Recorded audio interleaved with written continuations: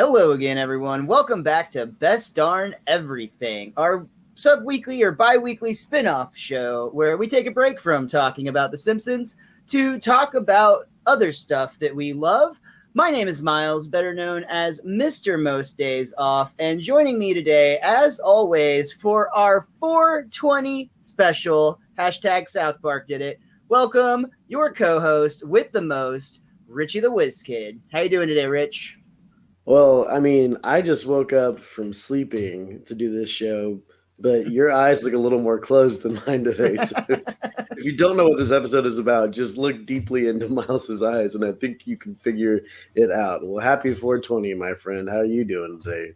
Well, the truth of the matter is, sir, I live every day like it's 420. So, that's a pretty normal width of eye open, I think, for me. But I am absolutely celebrating the high holiday, which I do absolutely love. I mean, I know it's silly, but I do a lot of things on 420, like little traditions and stuff. I love going to the head shop, checking out the sales that they inevitably have. I always get some sort of new toy or gadget. And, I smoke a shit ton of weed. So it's usually a pretty good day.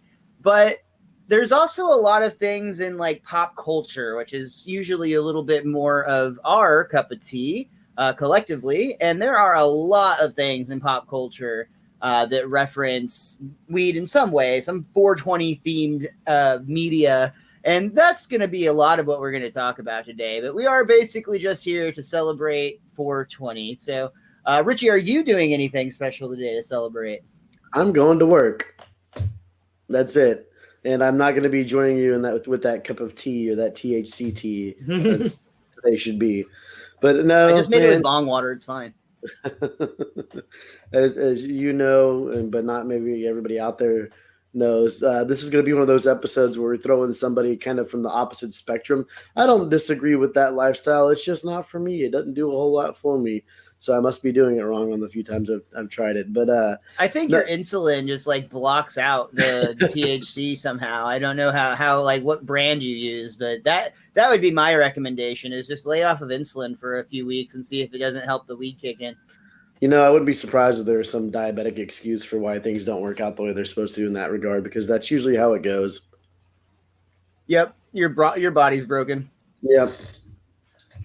That's fair. Yeah, you've never been one, like, I know that you've smoked a handful of times with me, but, like, yeah, you've never been one that really seemed to enjoy it. Versus me, if, it came down to, like, alcohol or weed, like, you can keep beer. Like, that's fine. I'll drink soda and be happy. I don't even think it would be close. I think we need to put something else up there against weed for you to see just how much you actually enjoy it, like breathing or something. Like my dog, maybe. That would be... Yeah. I honestly, I'd have to think about it. And, like, you know how much I love dogs, so especially mine. Remember that one time one of them ate the weed? That's actually happened more than one occasion. And, yeah, it's been really, really bad. And now that she's still alive, I can tell the story with a smile. But it was legit scary. I won't lie. There was so I have a beagle.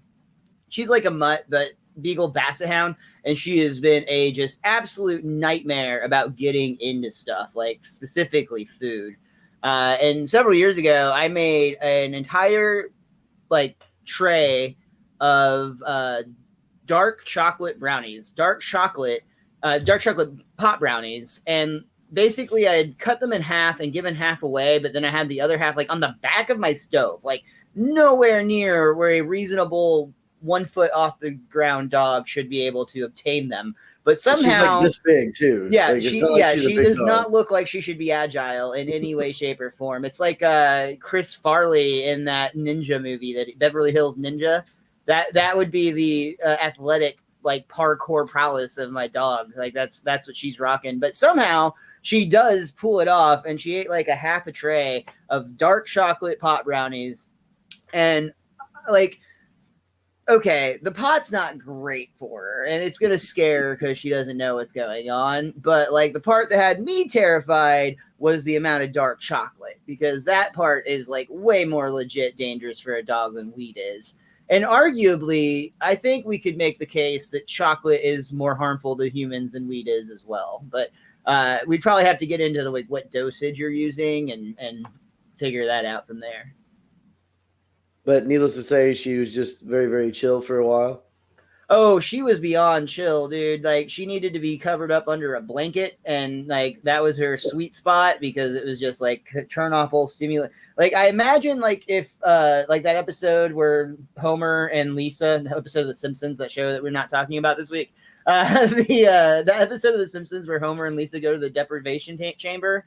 I feel like that's what my dog needed, was the deprivation chamber, because like just the stimulus from her being so stoned was not stimulus like stimuli, I think would be the right word, but basically it was just too much for her. It overwhelmed her. And that's saying something for that dog. Yeah, it was intense, and it lasted for like 2-3 days. I'm very fortunate that I'm friends with some veterinarians that I was able to get advice from. You gave your dog what? They were not thrilled with me, and I was like, I didn't give that to her. Like, and like honestly, I'm the victim in this story. I wanted to eat those brownies. Like they were for me. It's a hard knock life, man. What can I say? Yeah, and everybody's sending me heat, like judging me for giving them to my dog. It's like that's like the thing where like people always worry about at Halloween that has never happened. Where like parents are like talk about how like, oh, you can't take candy from people that it's unwrapped because they might have drugs in it. And it's like nobody is giving away their edibles, man. Like those cost a lot of money. They're not cheap. I'm ordering some right now, and they are not like light on the budget. Like you have to really want them. And I'm damn sure not going to give it away to some brat ass child. That like that's not going to happen on Halloween. Although if you gave it away to every brat ass child, that might change everyone's perspective a little bit. That's fair. Changing lives one at a time. I do tell a joke on stage. I would never do this in real life, I will preface, but I do tell a joke on stage about like dosing my grandma with a pot cookie, like just like if she was annoying me. Which honestly, like that entire joke is a lie. I would never give somebody an edible that didn't want. I would give somebody an edible if they wanted it, but I would never give somebody an edible that didn't want one, especially unknowing. And I absolutely love my grandma; she's adorable. But it worked for the joke. Well, since you just admitted that you'd give it to anybody that wanted it, you're going to have a lot of people when this episode comes out. They're gonna, like, right? Yeah. Maybe I should set up a Patreon tier where it's like, if you donate this much to our cause, I'll bake you cookies every month. You have to get Mr. Most Days Off on the package, though. Don't put your real information. Yeah, I'm gonna have to get one of those dummy addresses, I think. 123 Fake Street. Yeah. What would Homer do? Yeah, he just sent it to Mose. There you go. Well, we said we were going to be talking about pop culture, and we have done like 2 Simpson references, and that's it. So I guess we're crushing it. So I would say that maybe it's just because of your proximity to me, or maybe it's just your sense of humor, because I feel like your dad also watched a lot of these style of movies, but you and I do tend to have a similar taste in movies more often than not. And I think that especially comes to comedies, where a lot of the times we find ourselves very interested in seeing the same movies. And a lot of those films are made either by like notoriously famous potheads like Seth Rogen, or they have a theme of being like associated to a pot comedy, I guess you'd say. What do you think? Do you feel like that's true? First of all, like, am I painting you correctly? And if so, why do you think that is? Honestly, man, I feel like the stoner trope in movies is very overplayed and outdone. And I get it because they're caricatures, so they have to be over the top. Because if you did stories about real people, then pretty much every character would at least do it a little bit, just because that's just the world and day and age we live in. There'd be the super hardcore conservative characters and then like everybody else. I don't know if I love all those movies, but I appreciate them for what they're worth. Like there's definitely characters that are fun, like characters on the high end of the spectrum that you really high end. Cool. Yeah, there you go. I'm talking like, I know I'm jumping ahead a little bit. Like maybe The Dude is up here and such. I mean, if we're gonna go there, The Dude would probably have to be the cream of the crop. I mean, he sits on the throne, right?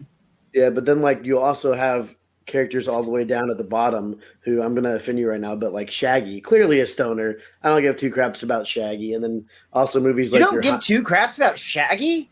No. Okay. He smoked so much he thought his dog talked. I mean, come on.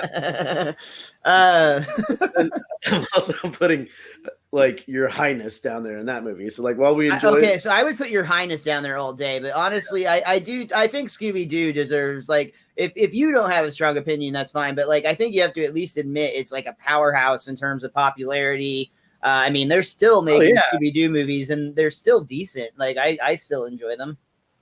But I mean, you know what they were doing in that van. Everybody knows what they were doing in that van. Yeah. My favorite part of the live action movie is during the scene in the park. They're basically, it's Scooby and Shaggy are in the Mystery Machine in the parking lot, and you just see a bunch of smoke coming out of the side door. But then when it goes inside, they're grilling. So it was definitely some nods to the origin of that character. You want to know a secret that I'll admit here on the podcast and will no longer be a secret? I have never seen either of the Scooby-Doo movies, the live action. Oh, wow. Oh, yeah, dude. Honestly, I guess you're just not a fan of that show then, because the first one, I will say, was actually pretty good. The second one was fun. I hear the first one was really, really good. It's just, I mean, I liked the cartoon when I was a kid, but I was watching it because my parents had it on. It was before school, but like, there was a small amount of my life where I love Scooby-Doo, but it's just not one of my favorites. I recently took a roast during a roast show that we did, and I liked it so much that I made it part of my set. But I basically got told that I looked like every member of the Scooby-Doo gang all rolled into one. It's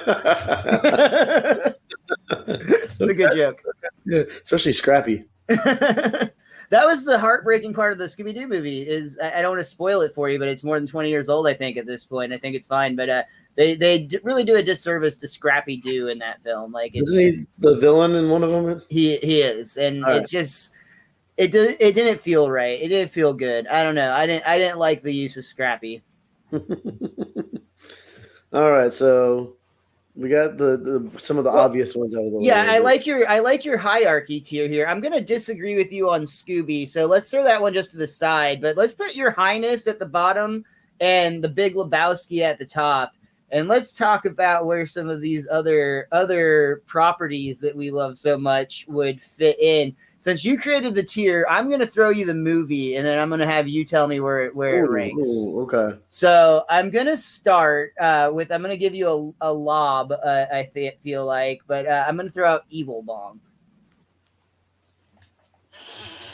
I can't really reach that. Honestly, I think Evil Bong would be on par with Your Highness, which is me giving it a little bit of credit in my book. Maybe a little bit. Maybe a little bit below Your Highness. I don't know. I completely forgot about that one, which should be such an obvious choice. But for the fun jokes that it gives us, I guess I have to put it a little bit above Your Highness just by like this much, just because it's brought us so many fun references on the show. So yeah, that's fair. I would put Your Highness well below Evil Bong, both because I put a lot of them below Evil Bong. I would, but I just really actually that's also just how much I disliked Your Highness. Like, I felt like that movie had like real good potential, but you could tell, like, I don't know, it just felt like they didn't really give a shit. Like, they were like just milking the like concept at that point.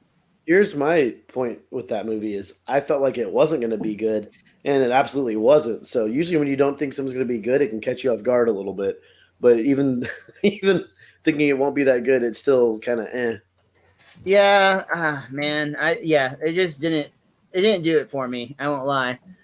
So I'm gonna start throwing out some of the classics. What's the Dave Chappelle one? I cannot believe I'm blanking on it. Dazed and Confused.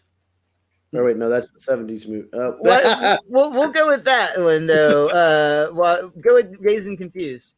I guess that one's like in the middle of the road on this hierarchy. I mean, it's got stuff you can enjoy in it. It's got stuff that Richie doesn't remember because he hasn't seen it in like 15 years. But you know, it is what it is. I'm glad that you brought that one up as the replacement because I thought you were gonna have a strong opinion. No. The movie I was thinking of was Half Baked. Thank you. Yeah, for some reason I always confuse those two titles all the time.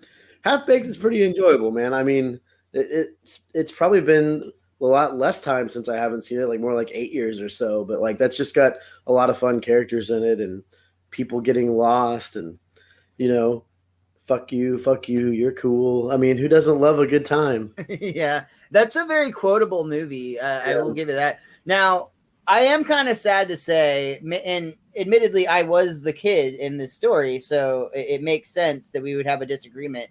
But I absolutely love Dave Chappelle. I think he's an absolute genius. But he has gone on the record and said that he's not really happy with Half Baked the way it turned out because ultimately he feels like he made a weed movie for kids. And that's just kind of awkward, I guess. So I was a kid when that movie came out, and let's see, what year did Half Baked come out? That came out in 1998. So yeah, I was 13. We were in 8th grade at the time. And, yeah, we were at the absolute perfect age to think that Half Baked was the greatest film ever made.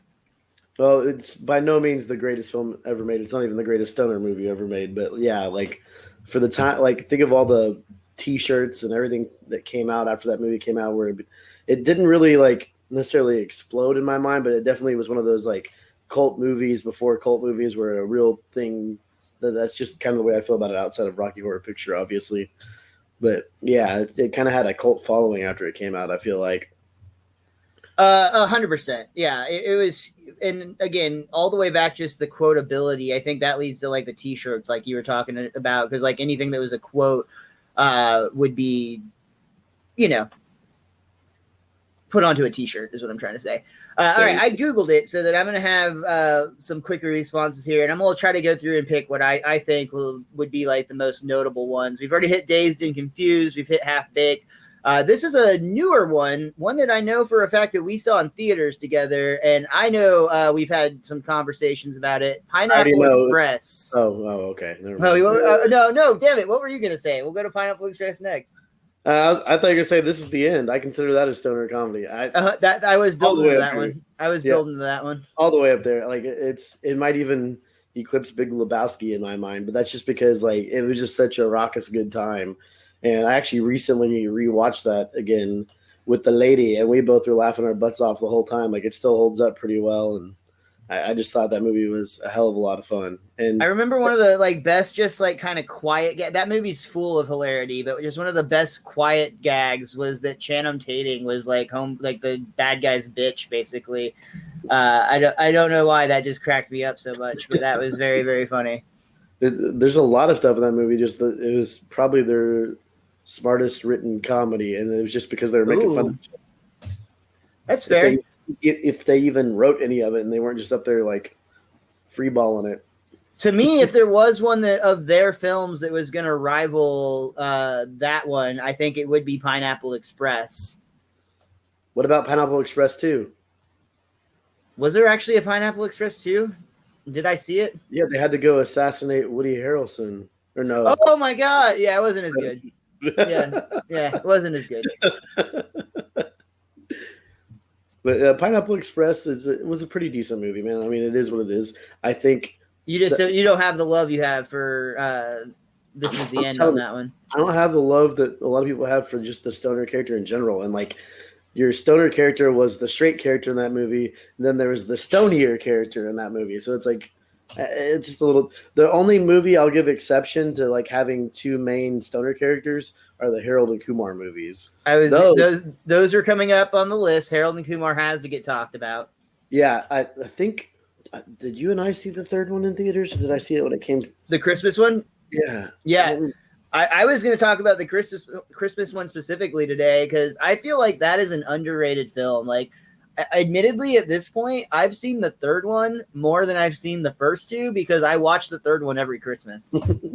Well, I know I saw the first one in theaters, and it made me laugh more than I was expecting it to because I had a bias. I watched the first one on repeat back in the day, and then we saw the second one in theaters together.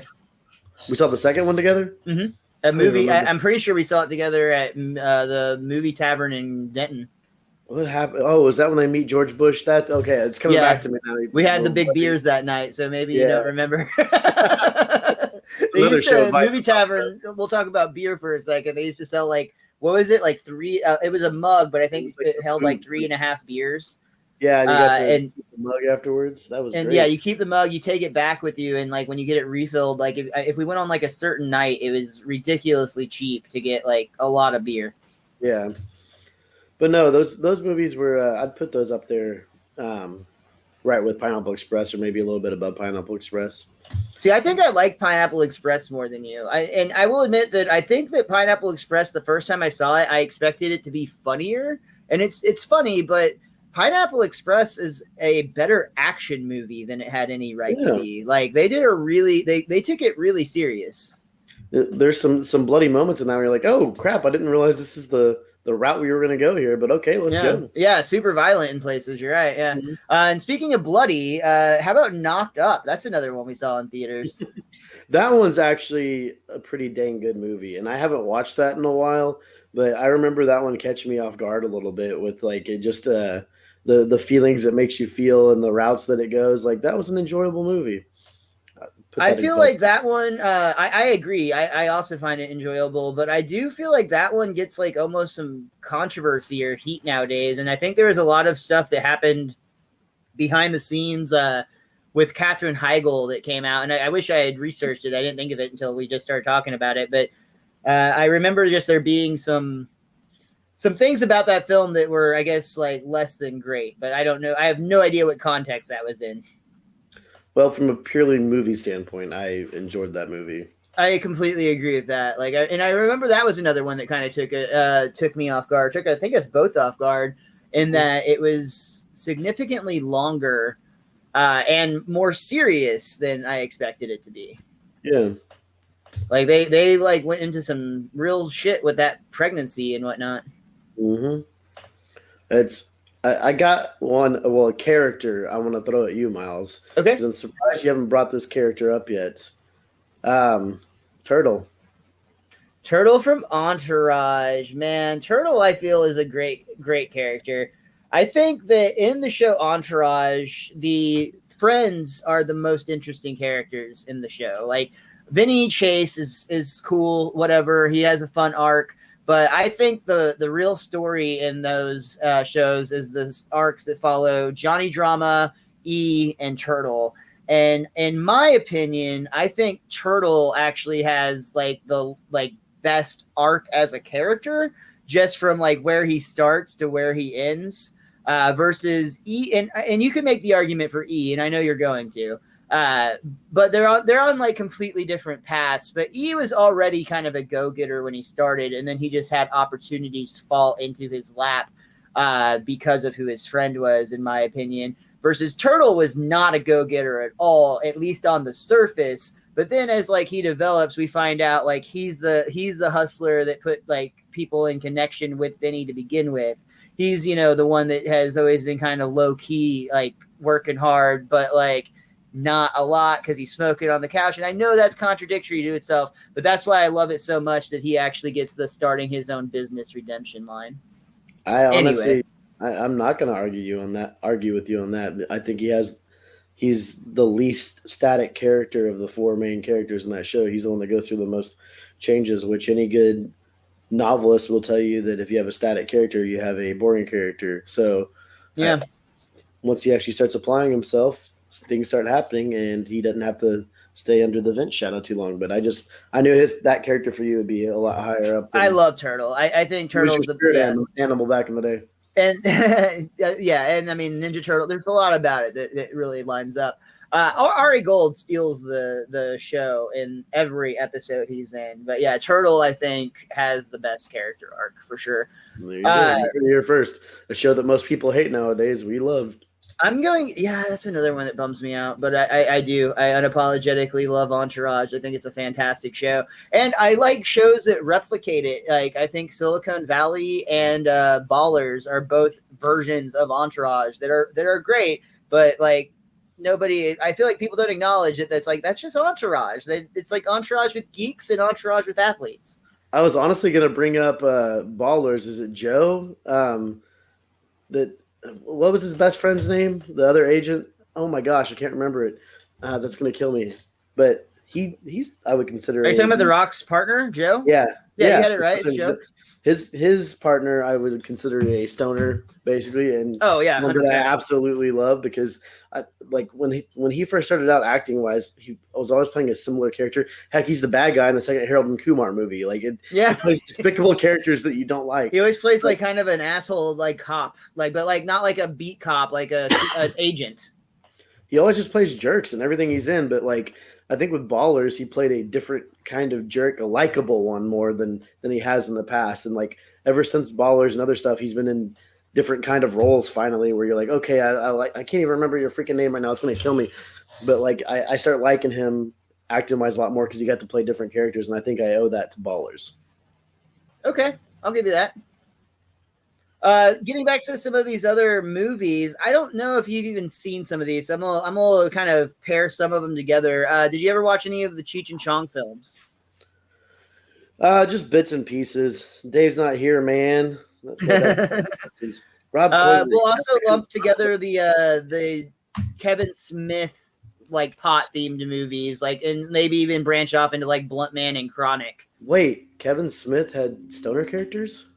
Before he even smoked pot, actually. When he made those movies, he was not a pot smoker. He became a pot smoker closer to 40, but once he discovered it, oh boy, did he dive deep into it.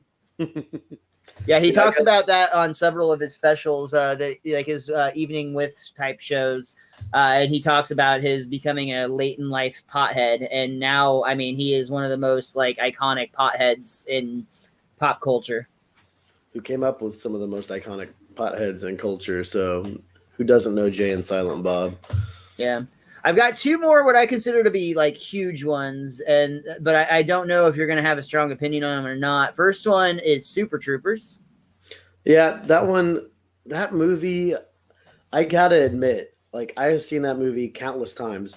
When I first hit the age of 21, every party I'd go to, everyone when things would be like calming down a bit, everybody would put that movie on, and I hated it the first time I saw it. Really? For me, I just thought it was really boring, and then it was one of those things like I call it the blockbuster effect, where the more you have to watch something, the more you start to appreciate it, and when you start knowing all the lines, you start liking it a lot more, and that used to happen at Blockbuster where they'd put a movie on the TV while I was working there, and the first they would play and I'd be like, oh my god, this is so annoying. I wonder why that doesn't happen. Meow. And then the more you watch the movie, you start going, oh man, I like this scene, and then somehow they've tricked you into liking the movie. And I feel like that happened with Super Troopers, where eventually I saw it so much that I actually started appreciating it and liking it a little bit. It's still not like high up on like it's this good of a movie, but I definitely appreciate it for what it is in this day and age. Okay. That's fair. I loved it. I saw it in theaters, and that's always been one of my go-to films. And that leads that kind of into Beer Fest, mostly because of the teaser at the very end where they talk about Pot Fest, which they still claim is in the works. Though, man, it seems less and less likely the longer we go, doesn't it? Yeah, I think that's just a gag at this point, but I would totally be down for that movie. Despite the fact that everything I said about Super Troopers and the complete opposite of Beer Fest. That's what I love Beer Fest. I mean, it's a fantastic movie. Well, those guys had made a few other movies too. Like they have a movie, it's like a spoof on like a slasher film. I think it's called Club Dread. Yeah, that's actually pretty good. Mm-hmm. And they've got a couple of films and various sketches that they've put together throughout time. I have one really big one I want to save for last because it's might be the one to me that could dethrone The Dude. But I want to make sure that we don't miss any of like the really popular. So I'll kind of go through a couple of these quickly and just get your thoughts. They have American Ultra listed, which I saw and thought was okay. I don't know that I'd put that into cult pothead status. Was that pot movie status? Jesse Eisenberg, where he was the spy? Yeah, it was the MK Ultra movie, whereas Eisenberg and Kristen Stewart. Yeah, that one was an interesting movie. I mean, it's not high up on my list at all, but I'm surprised they have it listed here under weed movies. Frankly, yeah, just because of his character, I guess. Another Christmas movie that has become, for me, a must-watch every Christmas. It's The Night Before. Have you seen that one? Yeah, I have. Oh my god, dude, that's got such a good cast, dude. Like those three have such good chemistry. It's a The guy that does the Falcon, Anthony Mackie, Yes. and then no, not Elijah Wood, Joseph Gordon-Levitt, and then Seth Rogen. That one just got a lot more serious than I expected it to. That movie is wild, and then it gets very, very heavy. You're right. Yeah. But honestly, it like makes it. That's why I think I watch it. Is if it only did the zany, it actually in some ways reminds me of another one I was going to bring up, which was the Tenacious D and the Pick of Destiny. Like it's almost that level of absurd and zany up until a point. And then it just takes a hard swerve and gets real for a little bit before going back to fun. Yeah, and especially for a Christmas movie, you're like, oh man, like way to be a Debbie Downer, but okay. But it works, and you know, spoiler alert, it ends pretty well. I guess. Do you have an opinion on Reefer Madness? It's the movie I watched the first time I smoked, and I don't really remember it. Okay. That's a reasonable opinion. Dude, Where's My Car? That's one that came out while we were both in high school, and I know for a while was insanely popular. I saw that in theaters, both very annoying characters, but for some reason the movie just worked when it came out. I don't know if I could sit through the whole thing today, but when it first came out, a couple of my friends and I saw it, and we were like, yeah, this is funny. I can't tell you how long I would do the like, dude, you got a tattoo. Yeah. Sweet. What's mine say? Dude, how stupid we are. Yeah, no, we are very dumb people. Though I will say that that's one of those movies too that like I feel like the first time I saw it, I laughed. Then like I was like, why am I so stupid? But I feel like if you go back and watch it now, like you'd still understand. Like, it's a well done movie, and is it Ashton Kutcher and Sean William Scott? There it is. Thanks. Those two are both solid, man. Like those are very funny dudes, and at the time, especially, it worked for them. Another like kind of under the radar one that I really like is Smiley Face. Have you seen that one? No, I never saw that one before, but I remember I can see the poster for it. That's the smiley face with like the blood on it, right? Does it have blood on it? Oh my god, I don't. I think it's just Anna Faris sitting on a smiley face. Don't remember that poster at all. Then I don't know what I'm thinking of some horror movie, I guess. Oh yeah, that's completely different. Yeah, completely different. What about How High? Never saw How High. Oh, that's a movie I think that you would actually enjoy. It's pretty fucking funny. Well, I take that back. Like one day on like a Saturday afternoon, I saw like 10 minutes of it on television one day. And decided it wasn't for you? I was just like, yeah, I'm bored. Okay, that's fair. That's fair.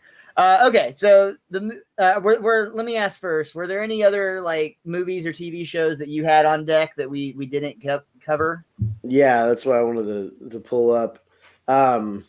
If you look online for stuff, you're gonna see stuff like Bill and Ted, which I don't even know if I'd consider it. I would absolutely, and I love those movies. Just because Bill and Ted are absolutely stoners, dude. Oh, they absolutely are. I just don't know how much they really reference it besides like another character doing an off joke on it, but they most certainly are. I think I know the last one you're going to bring up, so I won't do it, but Fast Times at Ridgemont High. I mean, that's one of the comedies that's another great one. Like Spicoli is the definition of that, and it's so weird seeing what's his face playing him. Like I have older friends that call me Spicoli because that's like the pothead like icon from their time. And I have long blonde hair, so usually it's Fat Spicoli, to be fair. But you know, it's still Spicoli though. That's a great character though. Like I love that. I mean, like the two scenes that come to mind for me when you think of that movie are the one with the girl with the red swimsuit getting out of the pool, and then the one where Spicoli orders the pizza to the history class, and then he's like, "What did you want some?" Oh. It's not on any of the lists I've been looking at, but I made a mental note to talk about it.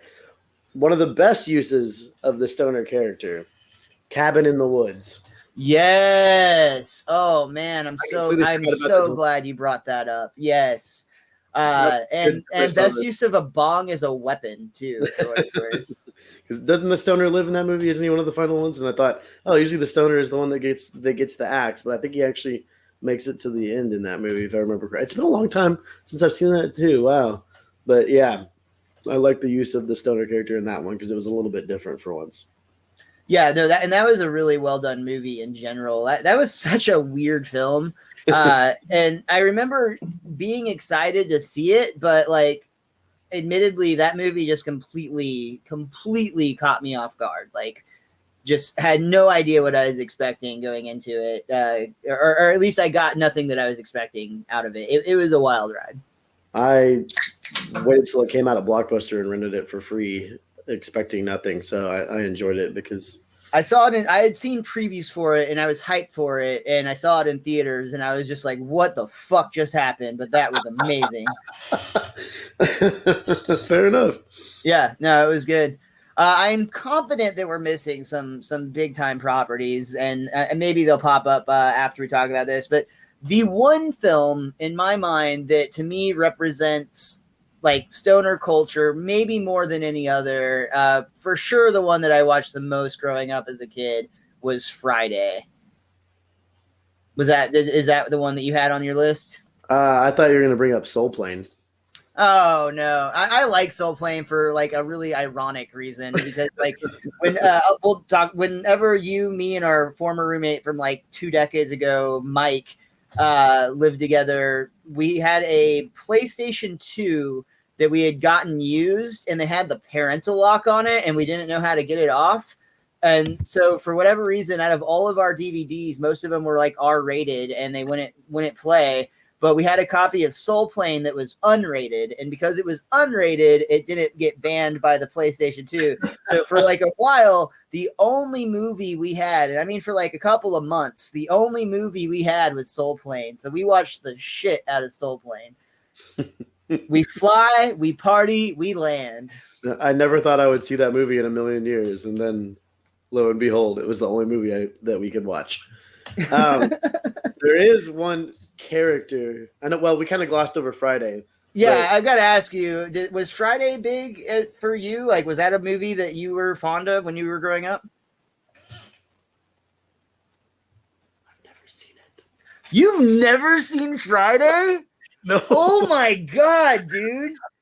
Oh no, I've never seen any of them, dude. I know, and the cast and everything. Bro. Like you'd think it would be something I absolutely have to see, but that's another one that was on all the time on TV. Like I've never seen The Godfather either, honestly. And I worked at Blockbuster for 5.5 years, but the stuff that was on Saturday and Sunday afternoon, and where it has commercials every 5 minutes, and just in your mind, you're like, this is so freaking annoying. Like I don't want to watch this.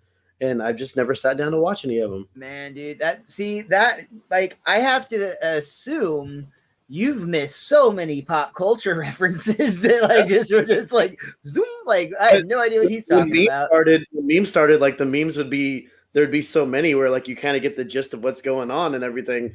So you're like, oh, okay, I feel like I'm gonna know that joke whenever I finally see it. But I've just not done the last part, which is see it. Actually see it, man. Yeah. I would strongly ask your girlfriend about that too. Like if she hasn't seen it, bonus, you can both watch it for the first time. But like I just have a feeling like she's gonna have a similar reaction that I did. Probably, yeah. But I was literally like, as I brought that movie up, thinking like I might watch that again today. So quotable. Smokey, one of the most iconic stoner characters of all time. The line, man, I'm gonna get you high today because it's Friday and he ain't got no job and he ain't got shit to do. One of the best lines from a stoner movie ever. How you gonna get fired on your day off? Like the dad in that movie, who oh man, the actor who played him recently passed away actually. But like such a funny guy.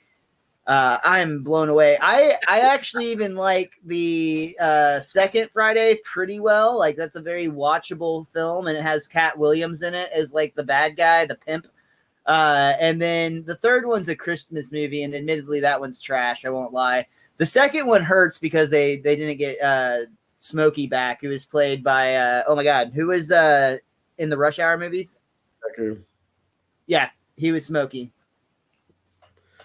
Yeah, I don't have anything to add to that. I'm sorry. I told you that is my, when you lean into the camera, I was like, he is not about to say what I think he's about to say. But there are two more characters, and I remember the first one, and I can't remember what the second character is I was going to bring up, but I know you said, "Oh, I'm going to bring up one of your favorite characters on the show," and I was like, "He's not anywhere near. He's the worst character of all time. He's not one of my favorite characters, and that's Tally. Tally is the absolute worst from South Park. You are breaking my heart right now, sir. He's I love so that. Oh my boring. god, that reminds me. I need to get online after this. They came out with like limited edition Tally sneakers today. They look like Tally. Oh my god. He is started as the character in the worst episode of South Park of all time, the Oprah Winfrey episode. I mean, he's so annoying. I love Tally, dude. He's the first episode he was in was hilarious, and I've seen that. That's one of the episodes I've seen more than any other because it's when I had Won't you take me to Funky Town? But I had that on one of the VHSs. My dad recorded me of all the new episodes. That was one of the episodes, and everyone always wanted to watch it.